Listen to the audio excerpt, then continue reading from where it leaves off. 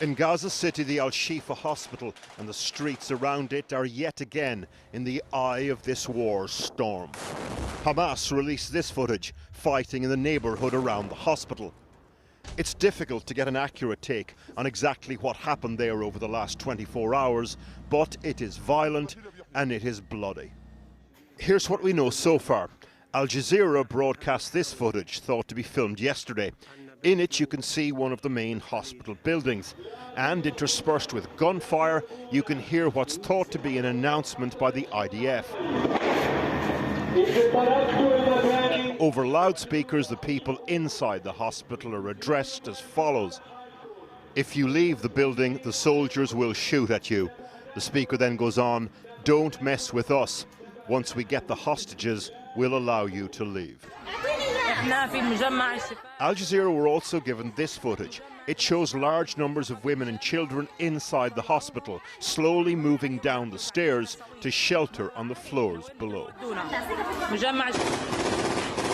The IDF released this footage and said that they'd conducted a major operation centred around the hospital. According to them, Hamas and Islamic Jihad militants had reoccupied a section of the complex. Until now, we have arrested over 250 Hamas and Islamic Jihad terrorists that we identified. The IDF said that they'd killed 50 Hamas gunmen in the last 24 hours, taking the number of fighters killed around the hospital this week to 140, along with 2 Israeli soldiers who died. That was according to the IDF, though. People fleeing the hospital today had a different interpretation of what happened there.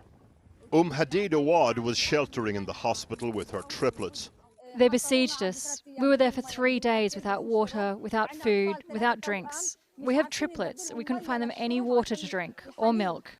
Issam al-Sakini says the shooting inside the hospital was at times indiscriminate, something the IDF deny. They took over department by department. They started with the emergency department. They told the men to come down. Some men didn't come down. When the men didn't come down, they executed them. On Monday this week, we brought you the story of brother and sister Rafiq and Rafif Dugmash. Both had limbs amputated after an Israeli airstrike and were being treated in Al-Shifa hospital. The British charity Medical Aid for Palestinians is trying to evacuate the siblings. So the last we heard is that Rafif and Rafiq are still in Shifa hospital. Their uncle was last able to speak to them this morning, but now all communications have been lost. They said that they had no food, they said that they had no water, and no one is able to contact them anymore. So we are seriously concerned about them and about all of the other patients who remain in Shifa hospital. They are now by themselves. They're kids who are alone. What's happened at Al-Shifa is embarrassing for the IDF.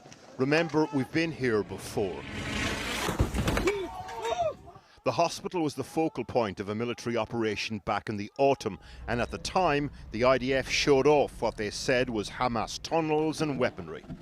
The fact that they've lost control of such a high-profile site will raise questions about the extent to which they can meaningfully secure anywhere in Gaza City. And earlier I spoke to Alicia Cairns, who is chair of the Foreign Affairs Select Committee. She recently had a Twitter exchange with an Israeli government spokesperson who had claimed the UN, rather than Israel, was responsible for blocking aid deliveries into Gaza. She wrote to the Foreign Secretary, Lord Cameron, to see what the view of the UK government was. So I began by asking her about the response that she received. So Lord Cameron's been very clear that the reason why sufficient aid is not getting into Gaza is due to the arbitrary and changing restrictions that the Israeli government is putting on them. One of the claims that had also been made was that the UN had requested for no aid deliveries to be made on Saturdays. I knew that not to be the case, having met with the UN myself, and he has now confirmed in writing that actually it was the Israeli government made that request because it's Shabbat. So therefore it was important that he countered some of the claims that were being made that were misleading about why aid wasn't getting into Gaza. You used the word arbitrary, and David Cameron said the main blockers in terms of aid remain arbitrary denials by the government of Israel. That's a pretty extraordinary claim, isn't it? I mean, that would mean a breach of international law, wouldn't it? So this has been one of the issues I've been raising for many months, that I think Israel is not showing the commitment to international law, into humanitarian law they should be when it comes to aid deliveries. I saw on the border when I went to Al Arish, for example, children's neonatal resuscitation kits that have been rejected.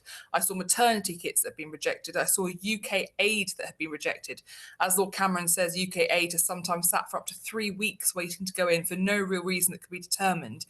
And yet, just yesterday, the IDF said that it was doing its part, and it addressed the UN directly and said, try doing yours. So no matter what Lord Cameron says, the IDF is sticking to that line. Look, unfortunately, the Foreign Secretary has been very clear. Israel is not opening enough crossings. They are not doing it for enough hours. They are not doing it for enough days. And there are arbitrary restrictions which are changing on a daily basis. Now, there are real challenges getting aid around in Gaza as well. That is because we are seeing the theft of some aid, but also because, again, as Lord Cameron makes clear, Israel is not approving many humanitarian aid passes. I was told that the UNRWA tree tried to go into Gaza earlier this week and that he himself was rejected at the border from being able to go in. So there are serious challenges going on. This isn't easy. None of us are pretending that it is easy to get aid in, but the reality is that the British government's assessment is that Israel is not doing enough to meet its commitments. This discussion all started with an exchange on Twitter with Elon Levy, the Israeli government spokesman, with you. Understand he's been suspended after that exchange. Did the UK government raise concerns directly with the Israeli government about that? I genuinely don't know. And look, I've obviously had a lot of people claiming that I'm behind this decision. If I had a choice about what Israel would be doing as a result of my discussions on Twitter, it would not have anything to do with somebody's employment. It would be changing the amount of aid that are getting into Gaza. That is what I want as the outcome. And that is my objective throughout all of this. But he responded to your claims. That was his choice. Did you feel that he overstepped? Well, unfortunately, what he was saying was factually inaccurate. He essentially said to the UK, test us. Those are the exact words he used. He said, we can get another 100 trucks of aid into Gaza every day if you send them to us. That is not true. He also said that the UN, as I said earlier, had asked for crossings to be closed on Saturdays. That is also categorically untrue. And I think it's really important when we are talking about people's lives that we are factually accurate in the conversations we have. And that is why I challenged him repeatedly. Alicia Kearns, thank you very much for speaking with us. Thank you.